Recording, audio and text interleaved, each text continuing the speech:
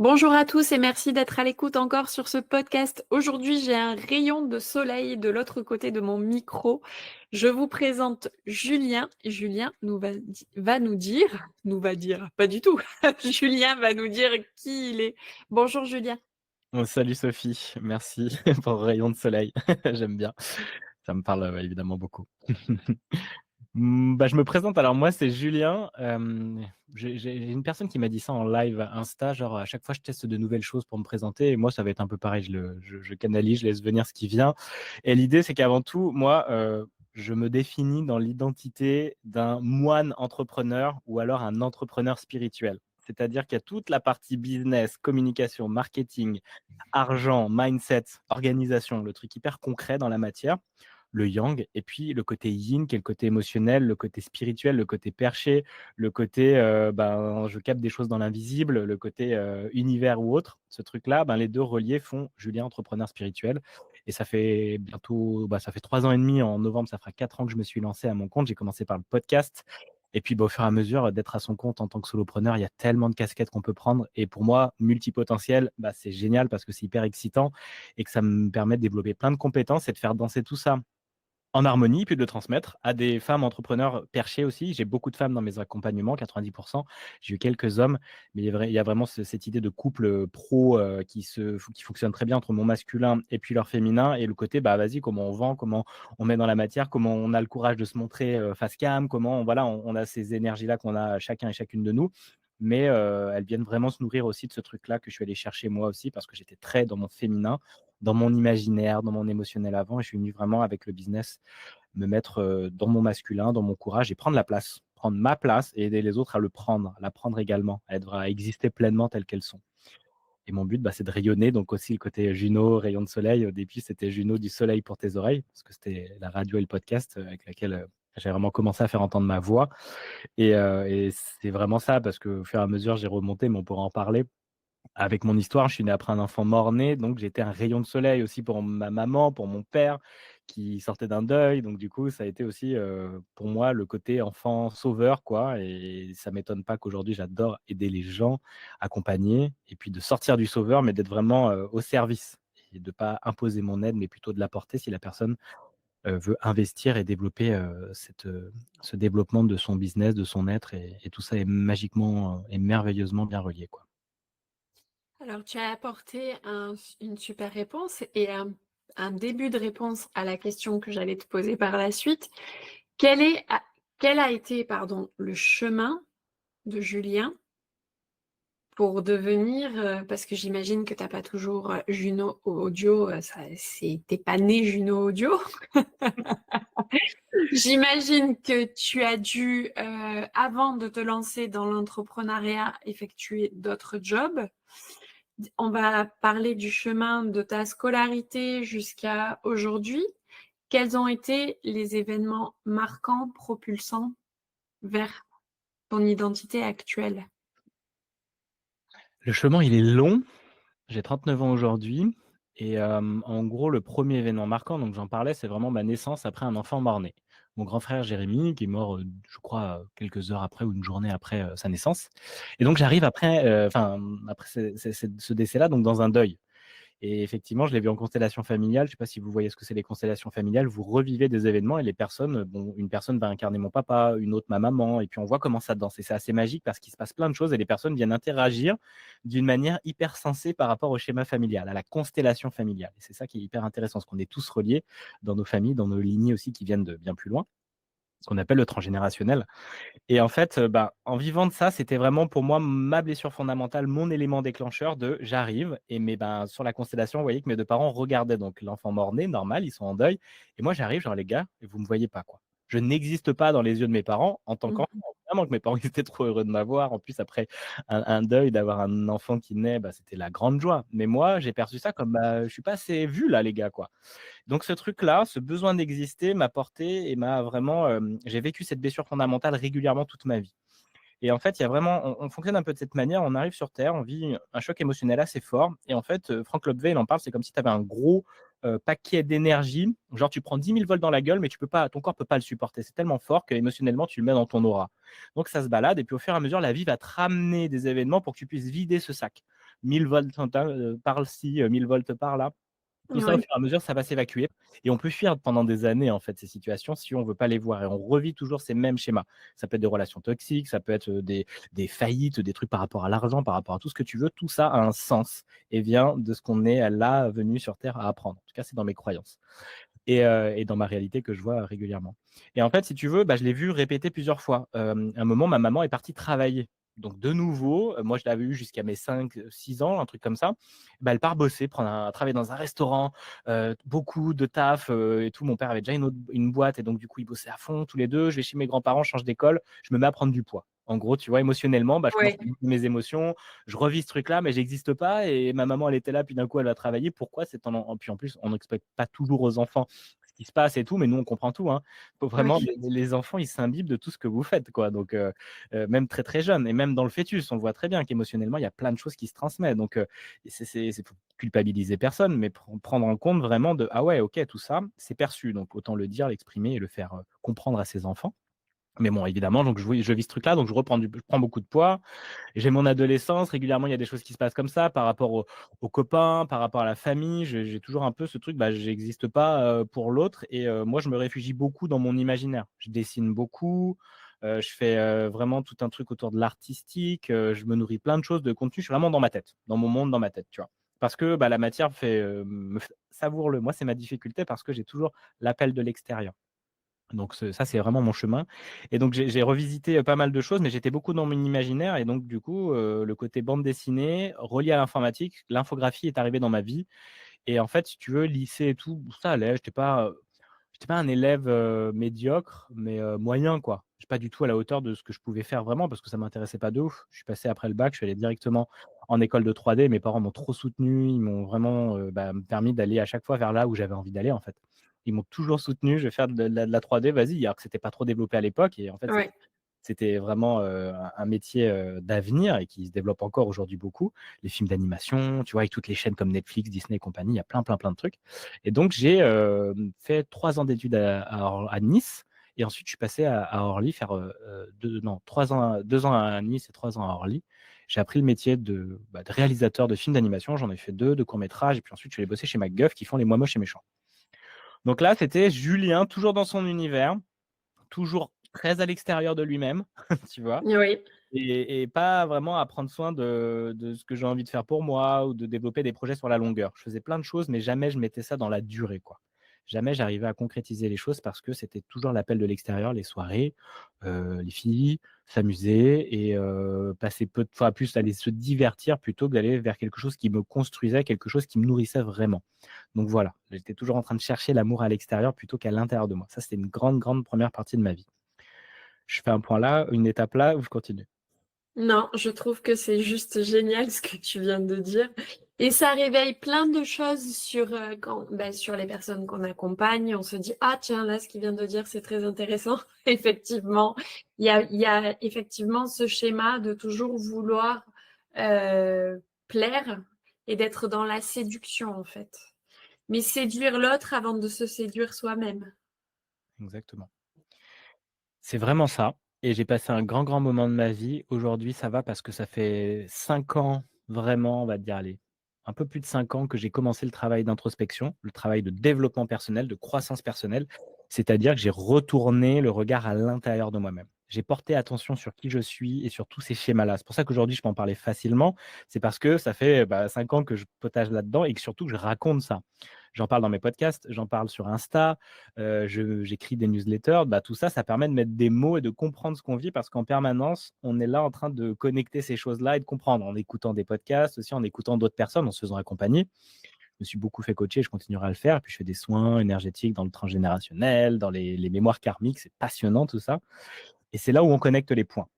Donc du coup, je vois à quel point j'étais à l'extérieur de moi-même et de porter le regard à l'intérieur de moi au lieu de croire que ça allait justement, mais tu existeras plus si tu es pas là en train d'être à la quête de l'attention de l'extérieur et que les gens te regardent, mais que si tu te Mhm. regardes, au contraire, tu existes beaucoup plus pour l'autre. Parce que tu n'es plus en chien, tu n'es plus dans un espace de manque, j'ai besoin de toi pour exister, mais j'existe par moi-même et ça, c'était game changer. Ça a été vraiment J'ai plus besoin de plaire à l'autre, je peux me plaire à moi et je plais encore plus finalement à l'autre parce que je l'intéresse avec ce que je peux voir dans mon monde, lui partager et développer cet outil de la communication parce que c'est chouette d'avoir son monde, mais de le mettre en avant et d'en parler, c'est encore mieux parce qu'on connecte avec sa tribu de cœur. Donc il y a des gens avec qui ça résonne vraiment. Et il y a internet aujourd'hui, il y a les réseaux sociaux, donc tu peux aller la chercher dans le monde entier, ta tribu de cœur. Tu as plus besoin de te dire: Oui. «Bon, bah, je suis dans mon village, là, je suis en Bretagne et tout». Bon, oui, je peux avoir des perchés ou des gens avec qui ça va connecter, mais c'est beaucoup plus facile de faire des vidéos sur Instagram et de les trouver, tu vois? Les personnes, elles viennent à toi. Et donc du coup, en fait, je me suis rendu compte de tout ça et j'ai jamais eu autant de joie qu'aujourd'hui à me dire: «Mais waouh, plus je tourne le regard vers moi, plus ma vie est incroyable et joyeuse». En tout cas alignée à moi et je me sens vraiment dans une joie d'enfant, tu sais? Que j'avais perdu, qui est revenu le jour où j'ai quitté Paris. Ça a été un moment clé aussi de ma vie quand j'étais encore film d'animation et tout. J'ai quitté Paris, j'ai passé plus de 10 ans à Paris. Je travaillais en télétravail 2 ans avant le covid, donc c'était super, ça m'avait préparé à cette étape-là, parce que je l'avais demandé. Mon ex-compagne partait en Espagne et tout, pour travailler, dans un collège, lycée français, collège français espagnol et puis, bah, moi trop bien, je propose et là je me rends compte que mes journées sont immenses. Parce que je travaille beaucoup mieux, je suis hyper focus, personne vient me couper. Je suis pas avec les gens autour de moi et tout. J'envoie juste un mail: «Combien de jours j'ai pour faire cette image?» «OK», parce que j'étais coloriste de film d'animation. J'ai commencé dans la 3D et ensuite je suis passé dans le département artistique. Et là, je vois, mais c'est trop bien et je retrouve la joie de quoi? Tiens, je vais commencer à me former pour écrire des nouvelles. J'avais trop envie d'écrire, donc je commence à écrire des nouvelles. J'écoute des podcasts, je me forme et tout. Je retrouve la joie d'enfant de lire des bandes dessinées, de raconter des choses, d'apprendre. Je me mets à faire du son, pas mal, parce que j'en faisais un peu sur Paris en soirée et tout. Je composais un peu de la musique électronique et là, je commence à raconter avec, des voix que je prends sur, France Culture, France Inter. Je remets ça avec de la musique, je fais des mix, un peu des mixtapes chaque mois et là, toute ma créativité revient et ma joie d'enfant de: «Oh, c'est trop cool», tu vois? Et Mmh. c'était trop bien parce qu'assez vite, je connaissais personne. J'avais pas trop envie d'aller à l'extérieur de moi parce que je l'étais allé beaucoup à Paris. Donc pas de soirée, pas d'alcool, pas de temps perdu et je retrouve mes samedis, dimanches complets à me lever à 8 heures et tout. Je dis: «Mais c'est tellement beau la vie quand, le week-end tu es pas éclaté et que tu es pas bien dans ta peau pendant 2 jours parce que tu as trop fait la fête la veille». Ouais. Je découvre un truc incroyable, tu vois? Et en fait, bah, c'était vraiment pour moi, le début du chemin, c'est quand j'ai quitté Paris. Ce grand champ attracteur qui me bouffait mon énergie, mais j'ai pas à me victimiser, c'est moi qui décidais de me faire bouffer mon énergie. Là, j'ai pu commencer à me recentrer sur moi et le développement personnel est arrivé et les Tony Robbins et il y a Trudeau aussi que j'ai beaucoup aimé. Il y a des vieilles cassettes qui tournaient sur, YouTube que j'ai beaucoup écoutées. Il y en a 14 et qui ont été genre au début, mais tu te dis: «C'est quoi ces trucs-là?» Et après tu commences à tout connecter, à tout comprendre et ouais, ça a vraiment changé beaucoup de choses. Ça a été aussi un élément clé de ça. Puis après, je suis arrivé en Bretagne et là, j'y suis encore. Ça fait, 5 ans et c'est trop bien parce que la Bretagne, c'est des perchés, il y a l'océan qui est incroyable et puis, j'ai de l'espace. J'ai une maison, j'ai du jardin, je sens que ça je peux m'expandre et tout et donc j'ai la place pour prendre soin de moi et je sais maintenant à quel point c'est important. Donc oui, je fais encore mes travers d'aller à l'extérieur, mais je reviens beaucoup plus vite vers moi. Donc là, aujourd'hui, c'est une belle étape qui se concrétise, en particulier avec la pleine lune d'hier et puis l'éclipse. Ah Aujourd'hui, oui, oui, oui, c'est complètement. gros moment clé, j'ai renouvelé ma carte et mon passeport, tu vois? Donc nouvelle identité, mise à jour. Génial. J'ai sorti donc ma formation podcast, là, ma première formation podcast vraiment, mais je suis trop content de l'avoir faite, elle est très, très chouette. Elle commence déjà à très bien marcher, donc ça, c'était un moment clé, mais sans le calculer, c'est tombé pile à ce moment-là, la sortie et puis je passe en société.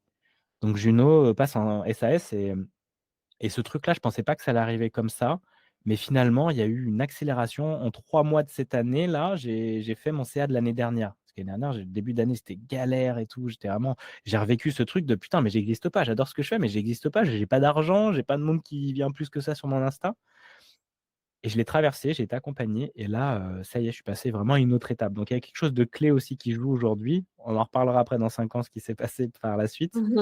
Mais je sens que, tu vois, il y a un grand paquet de tous ces émotions vécues lors de ma blessure fondamentale qui s'est vraiment beaucoup vidé parce que je m'y suis vraiment attelé. La tâche a été de l'engagement à travailler sur ça et donc je me sens que je passe à ça y est, quelque chose de nouveau parce que j'ai vidé le passé, vraiment costaud, quoi, tu vois? C'est Ouais, une ouais, belle ouais. libération qui s'est passée dans ces 5 dernières années. C'était très fort, quoi. Tu dirais que le changement d'environnement, c'est quelque chose qui a été primordial? Ouais, Si tu avais pas déménagé, tu en serais pas à ce niveau-là?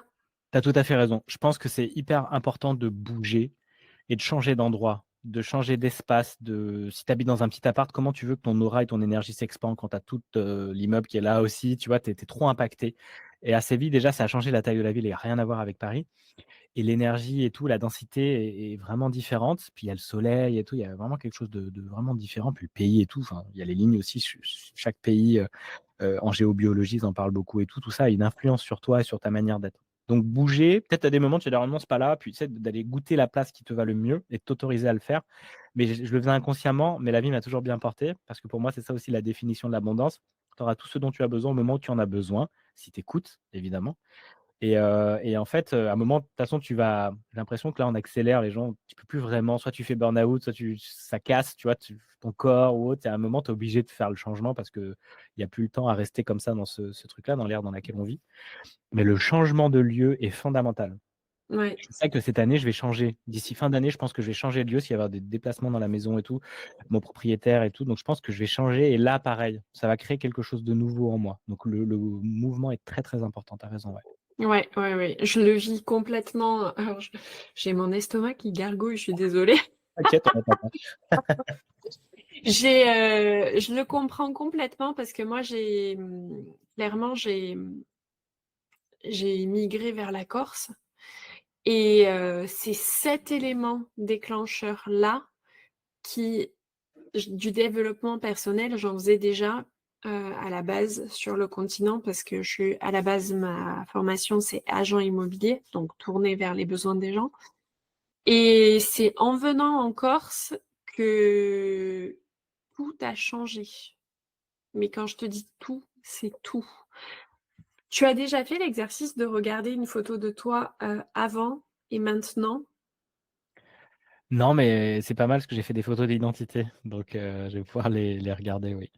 Tu vas pouvoir comparer et tu vas pouvoir te dire: «Pas aligné, aligné». Et ça, c'est un exercice qui est juste incroyable. La réalisation de tout ça, c'est quelque chose d'énorme et en termes d on parle aussi de changement d'environnement, mais tu as aussi le changement d'environnement des personnes qui t'entourent. Quand tu fais des choix de vie différents, quand tu décides de rentrer en toi, forcément, tu vas perdre du monde sur la route. Mais est-ce que c'est très grave? Non, c'est clair que c'est pas grave. Je fais juste une pause, tu as parlé de Corse et justement ce matin, j'étais en train de voir, je vais partir en Corse la semaine prochaine pour les vacances. Donc c'est très drôle là, les hasards de la vie. C'est Tu dans marrant, tu viendras boire l'apéro. dans quel coin de la Corse, toi? Je suis, en dessous de Bastia. OK. Moi là, attends, si je dis pas de bêtises, j'ai envie d'aller à un peu plus haut que Bonifacio, c'est Figari, c'est ça? Oui, OK. Et Bastia, ouais. c'est où? C'est plus haut ça? C'est à l'ouest? Bastia, c'est un peu plus haut, ouais, mais je sais pas où tu vas. Ah, mais tu atterris à Figari, à l'aéroport. J'ai vu qu'il y avait ça, hein, je te parle vraiment de ce matin. J'avais envie d'aller encore, je sais que je vais encore la semaine prochaine, mais j'avais pas encore vu. Là, j'ai vu Figari, ah, ça a l'air pas mal. Ouais, OK, je fais l'aéroport de là-bas et tout. Écoute, on t'accueille avec plaisir si ça te fait plaisir. Trop bien. Non, mais Pas de souci. en vrai, la Corse, je pense qu'il y a quelque chose de très, très puissant aussi sur cette île. Je suis très attiré par Oui, les îles aussi. Ici, il y en a, tu vois, il y a l'île de Groix, il y a Belle-Île et tout. Il y a une énergie très particulière sur les îles. J'ai accompagné des clientes qui sont de La Réunion. Bah, tu vois, il y a aussi une énergie de ouf dans ces endroits-là, ou la oui. Guadeloupe. Et effectivement, tu m'étonnes que ça a bougé de ouf pour toi. Ah oui, oui, non, mais complètement, complètement. Mais le sujet du podcast, c'est pas moi, c'est toi. Qu'est-ce il y a quand même dû y avoir un élément, heu, essentiel ou une anomalie qui a fait que tu as switché de salarié à entrepreneur? Il y a pas d'anomalie, il y a juste la vie qui est divinement orchestrée. Tout est là avec un but, avec un sens, mais tu le comprends qu'après. Mais moi, si je suis passé, ça s'est fait tellement naturellement en vrai, si on peut dire, un élément déclencheur, c'est le merveilleux Covid, en vrai. Et je Oui, dis merveilleux et j'entends très bien qu'il y a des personnes pour qui ça ne l'était pas du tout. Mais en vrai, pour moi, comme toute, ombre, traversée, difficulté immense, et j'en entends beaucoup, hein. Même si j'ai pas vécu des traumas immenses, ça a été quand même un trauma déjà très dur et lourd pour moi que de vivre ce truc-là enfant et que j'ai pu le transformer. Mais j'entends tellement des personnes autour de moi des histoires de vie de ouf, mais qui aujourd'hui sont des purs et puissants soleils. C'est magnifique et c'est inspirant. Donc j'invite déjà beaucoup les personnes à écouter, quand vous pensez que votre situation est la pire, écoutez des autres et comment les autres ont pu s'en sortir. Et là, vous oui, dites: «OK». Ouais, et c'est une force en vous que vous développez, un courage. Et ensuite, la vie, mais elle est incroyable quand vous arrivez à switcher ce truc-là. Et beaucoup de courage si vous le vivez. Mais c'est possible et c'est ça vraiment cette porte de sortie est puissante. Donc le covid a été merveilleux pour moi parce que sincèrement, c'est l'une des meilleures périodes que j'ai vécues de ma vie. Première semaine, tout le monde on flippe, machin, on a peur de tout, c'est la fin du monde. On fait des courses, on achète plein de PQ et tout et puis après, j'ai tout de suite ma manière d'agilité émotionnelle que j'ai m'a permis de transformer ça en: «Tiens, il y a Zoom», je découvre les apéros Zoom. Vas-y, je faisais de la radio déjà et ben, comment on fait pour faire une émission de radio avec Zoom? Donc techniquement, j'ai potassé pendant une semaine et demie, j'ai trouvé un super truc avec des copains. Je leur ai dit avec mon pote Nono justement, Norbert, qui, a commencé avec moi, on s'appelait, c'était Radio Juno, Juju et Nono et donc du coup, bah, ça a été: «Vas-y, on fait une émission sur Zoom et on raconte des conneries avec les copains, on les divertit en mode apéro Zoom, mais que tout le monde peut écouter». J'avais fait un site internet, j'ai vu qu'on pouvait mettre une radio en ligne et tout. Je me suis éclaté et donc là, tout le covid avait disparu parce que j'étais dans un projet créatif incroyable qui m'a nourri, qui m'a inspiré et de là est né Juno, en fait. Parce que dans cette année 2020, après les apéros Zoom et ces émissions de radio, je me dis: «Mais je vais transmettre la radio aux gens parce que je vois que ça a trop plu à mes potes qui s'en foutaient et ils ont trop kiffé. Je vais faire ça à des gens et ça va devenir, des ateliers pour prendre la parole, pour, se sentir plus à l'aise. C'est moins challengeant parce qu'on me voit pas et on peut, faire du direct et il y a une excitation et un truc de: «Waouh, j'étais capable de faire ça» et puis on construit l'émission, on raconte un truc, on parle d'un bouquin, de ce que tu veux. Chacun choisit une musique et let's go. Donc ça, c'était les ateliers de Radio Juno qui étaient nés. Mais évidemment, économiquement, c'était compliqué de vraiment bien vivre de Oui, son activité grâce à ça. Et après, je me suis dit: «OK, je vais faire Studio Juno». Tu vois, il y avait Radio Juno, les ateliers Juno, Studio Juno, en mode Julien, il fait, 3 entreprises à la fois et Studio Juno, c'était faire du podcast pour les entreprises. Utiliser ce média qui se développait beaucoup pour de la communication. Et puis, bah, au fur et à mesure, moi, j'apprenais de l'émotionnel, j'apprenais plein de trucs et tout, et je commençais à gagner de l'argent bien, hein. J'ai une première année, j'ai fait quoi? 30 000 € de CA pour ma première année, j'étais super content, tu vois? Et ça marchait, quoi. J'ai fait des ateliers aussi avec, beaucoup, d'EHPA pas d'EHPAD, mais pour des enfants et des jeunes adultes handicapés, en situation de handicap et c'était trop cool, tu vois, de s'amuser avec ça. Mais en parallèle, je me développais beaucoup coaching émotionnel, j'apprenais plein de trucs, spiritualité, j'en parlais pas trop au début, mais en fait, ça, c'était vraiment vivant en moi. Et puis, bah, à un moment, j'ai commencé à en parler de plus en plus et j'ai réussi dans cette, année où j'ai eu mon trou de 2023, puis ma remontée en juillet, aidé par, Guillaume Guidicelli, qui est un super coach que j'aime énormément, qui m'a vraiment beaucoup aidé, m'a permis de voir que je pouvais tout réunir. Je pouvais parler d'expression, je pouvais parler de spiritualité, je pourrais être moi et que ça avait de la valeur pour des gens, que je pouvais transmettre ça et que mon regard, du coup, était unique, d'amener de la spiritualité sur le business avec mon énergie de joie, de soleil, tu vois, de feu, quoi.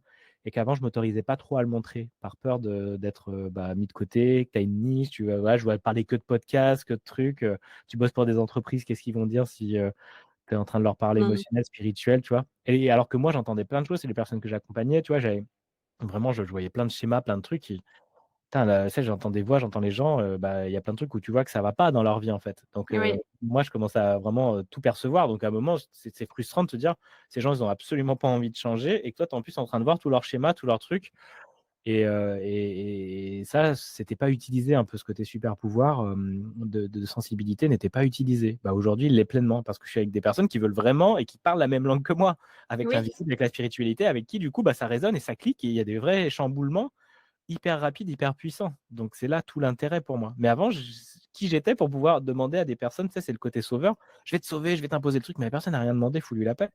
Et mmh, je reboucle avec ce que tu disais, avec tes amis qui changent et tout, bah, c'est pas grave, mais il y a des personnes moi j'ai des potes d'enfance, ils s'en foutent de la spiritualité, tout ça et au début j'étais en rejet d'eux, maintenant je les accueille en mode, on se voit pas tout le temps, mais quand on se voit, c'est cool et c'est une autre partie de Julien que j'adore aussi, mais à un moment j'étais en rejet de les soirées, les trucs, bah, en fait, je peux juste être avec eux et pas leur imposer ma spiritualité, ma vision du monde, en fait. je comprends ce que tu veux dire parce qu'en fait, quand tu commences à t'intéresser au développement personnel, parce que enfin, j'aime pas trop ce mot, mais bon, c'est comme ça qu'on l'appelle.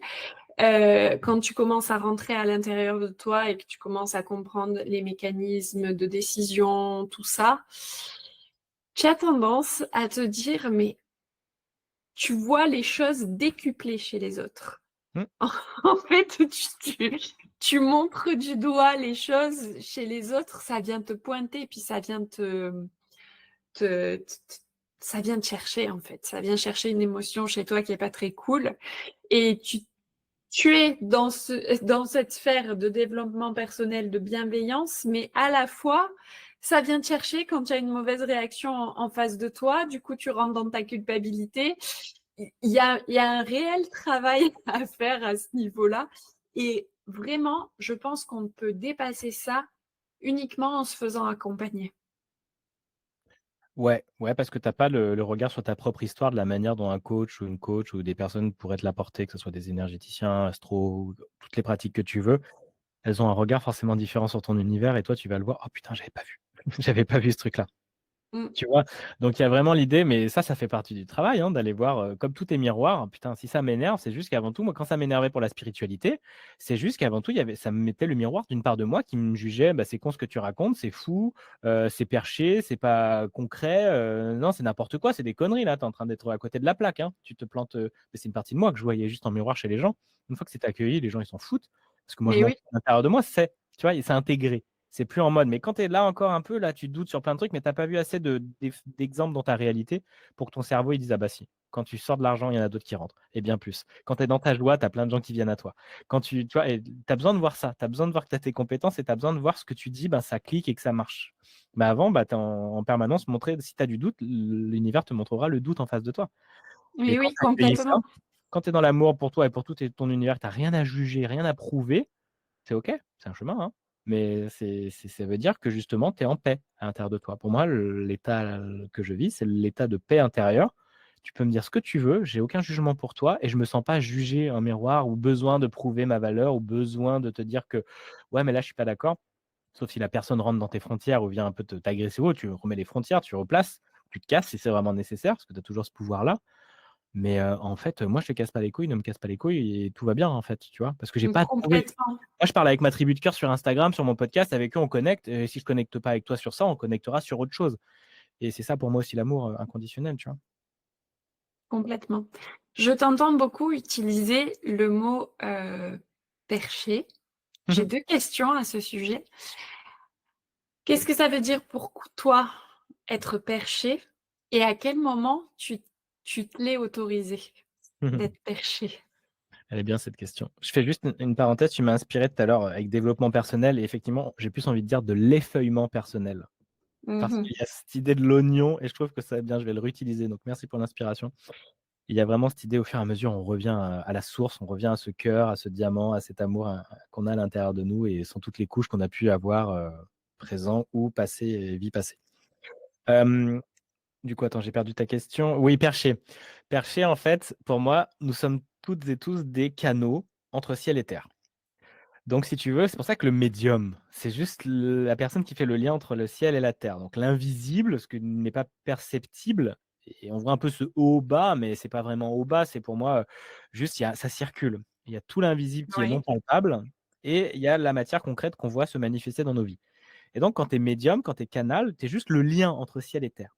Et pour moi, un être humain pleinement et hautement qualifié et accompli est ce canal sans cailloux dans les tuyaux. Ça circule naturellement. Il y a pas les croyances, il y a pas les fuites, il y a pas les peurs qui viennent, teinter le message ou même le bloquer, tu vois? Et rester: «Ben, non, non, la réalité, c'est ce que je vois, point barre», tu vois? Donc du coup, quand tu es perché, c'est-à-dire que tu es connecté à la partie supérieure, ton higher self comme on dit aussi, c'est-à-dire juste l'environnement, l'univers, l'invisible, ces connexions qui sont dans ces messages-là. Tu penses à cette personne, elle t'appelle comme par hasard, tu as tous ces trucs-là, tous ces mmh mh. ces ressentis où c'est comme par hasard, toi tu habites en Corse et puis que tu me disais que ton cerveau tu l'appelais Norbert et que Nono, bah, c'est mon pote avec qui j'ai lancé Radio Juno. Pour moi, ça c'est pas des hasards, des rencontres, C'est clair. il y a juste des points qui marquent, bah oui, on était fait pour se rencontrer parce que déjà on s'attirait dans l'invisible. D'en avoir conscience, c'est être perché, mais aussi d'être incarné. La spiritualité incarnée, c'est aussi de j'ai les pieds sur terre. Je me suis incarné sur terre, c'est pas pour rien. J'ai aussi, une mission d'âme, c'est-à-dire j'ai envie d'expérimenter quelque chose dans cette vie. Tu as plein de niveaux d'âme, j'ai une personne que je vais interviewer qui est super intéressante, qui m'a accompagné, qui parle de niveau, de 1 jusqu'à 6, des jeunes âmes jusqu'aux âmes plus vieilles. Moi, je suis un niveau 5, il y a pas de supériorité, c'est juste que ça fait plus longtemps que je m'incarne et que ça explique aussi ces personnes qui ont besoin beaucoup d'être dans leur solitude, qui ont des compétences très rapides parce qu'il y a plein de vies passées qui te les rappellent et que tout ça, ça vient un peu circuler. Mais on a tous des missions, on a tous une valeur immense depuis qu'on est arrivé sur Terre. Et le but, c'est aussi de vivre vraiment sur Terre, de vivre les émotions, de vivre les souffrances, les peurs ou autres, parce que ça, c'est être incarné. Des fois, on a peur de ça, donc pour pas souffrir, on va dans l'imaginaire, on va dans le perché, on va dans la spiritualité. Donc on va fuir aussi l'argent, on va fuir tout ça, parce que ça, c'est de la matière concrète. On va fuir le matériel aussi, tu vois, l'incarnation pure de j'achète des Mmh mh. choses, je vois. Et des moments, on peut être au contraire fuir dans le matériel, acheter plein de trucs, plein de machins et tout, parce qu'on n'a pas de sens plus grand. On n'est pas connecté plus haut à un vrai sens de la vie, à une globalité, à un tout. Pour moi, c'est ça aussi la spiritualité, c'est d'être connecté à un grand tout, à tous les êtres humains, à l'univers, à la nature, au minéral, au végétal. Tout ça, c'est dire je fais partie d'un tout. Je suis pas tout seul et là, je m'achète plein de trucs et des machins et je me perds dans ça aussi. Donc, c'est trouver le juste équilibre. Et souvent, la plupart du temps, même maintenant, en même temps, moi, mon filtre est aussi là. Je vois que des perchés, des gens en tout cas qui sont équilibrés dans les deux parce que c'est le miroir de ce que je suis.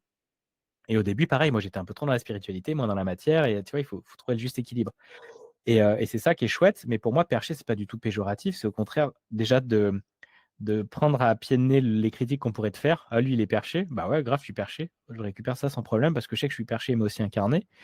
Et de ne pas en avoir honte, parce que la honte, c'est ce qui vibre le plus bas et c'est ce qui fait que tu vas revivre ces situations de gens mais qui vont te dire que tu es folle, tu es complètement con, tu es perché, tu es machin. Je le prends, il y a pas de problème, tu peux le dire, mais je l'accepte aujourd'hui. Quand tu l'acceptes pas, bah, évidemment, tu le rejettes, donc il y a des gens qui vont venir te piquer là-dessus, quoi. Oui, oui. Et Moi, voilà. souvent, je me pose la question, est-ce que j'ai envie d'avoir sa vie? Non, allez.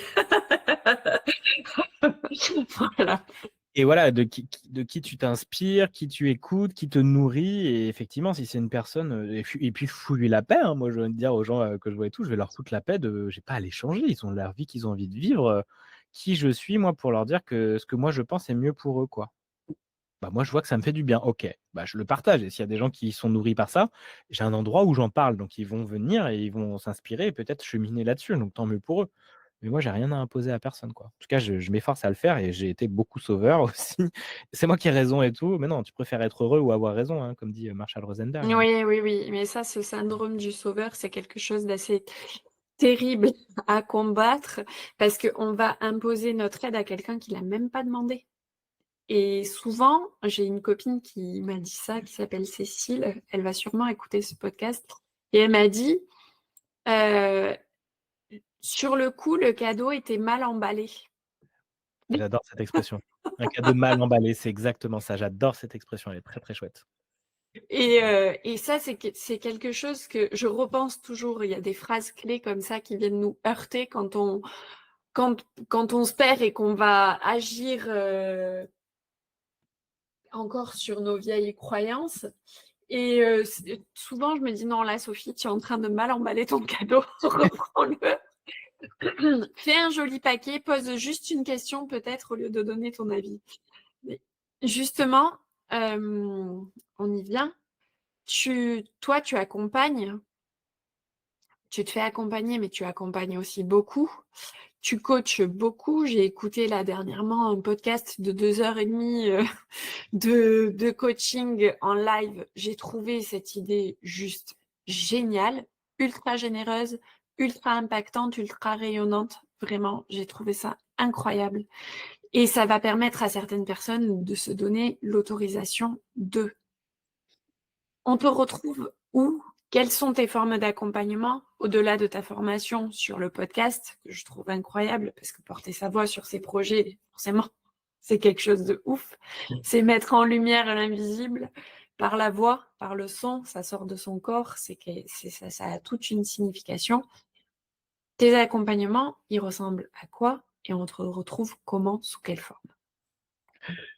Merci déjà pour Click and Switch, qui était la première version de faire entendre du coaching, parce que c'est beau du coaching, donc des jeunes coachs et puis des coachés qui osent déjà se faire coacher en direct, tu vois. Déjà dans le groupe qui était, on était une dizaine de personnes, avec un mentor, Guillaume, justement, qui m'avait accompagné pour cette première émission, et puis des spectateurs, et puis derrière, des personnes comme toi qui réécoutent en replay et tout, et je suis trop content parce que c'est beau de voir le coaching, et il y a quoi de mieux que d'être authentique, vulnérable, regardez comment ça se passe. Ça vibre ou pas pour toi, pas de problème. Mais si déjà tu as des clés dans ce que vivent les personnes qui sont coachées, parce que comme tout est résonance, si tu écoutes ça, tu fais oh putain, ça me parle de ouf, là, ce qu'elle vit, elle, et comment nous on y répond, ou en tout cas, nous on était juste là en motoras, mais comment les coachs y répondent, c'est hyper puissant. Derrière, ça te donne envie d'aller plus loin. Mais, et voilà, j'ai encore perdu. Ah oui, mes accompagnements. Bah, c'est très variable, ça bouge beaucoup. Moi, je m'adapte beaucoup, je suis très agile dans ce qui vient. Et donc, ce que je vais te dire aujourd'hui pourra bouger par la suite. Mais ce qui m'éclate de plus en plus, c'est d'avoir moins de séances solo de 2 heures en général.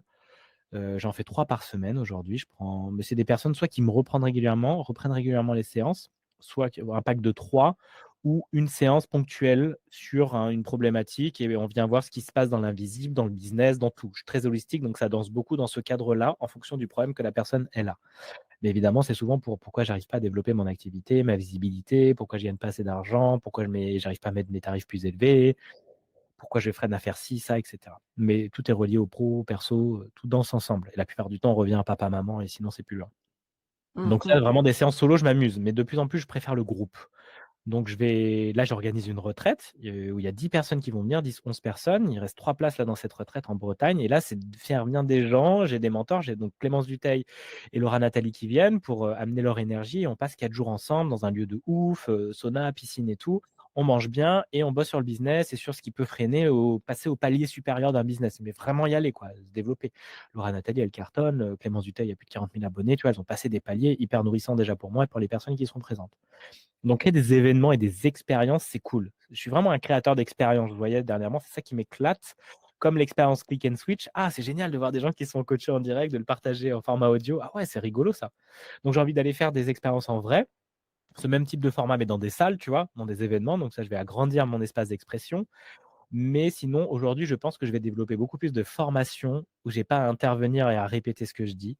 Parce que j'ai trouvé beaucoup de joie à créer ma formation podcast là pendant 2 semaines. J'ai eu à peu près 40 heures de boulot et j'ai fait une formation de 5 heures et ça, tu sais, j'étais joyeux, j'étais devant mon ordi et tout. Je me suis éclaté, quoi.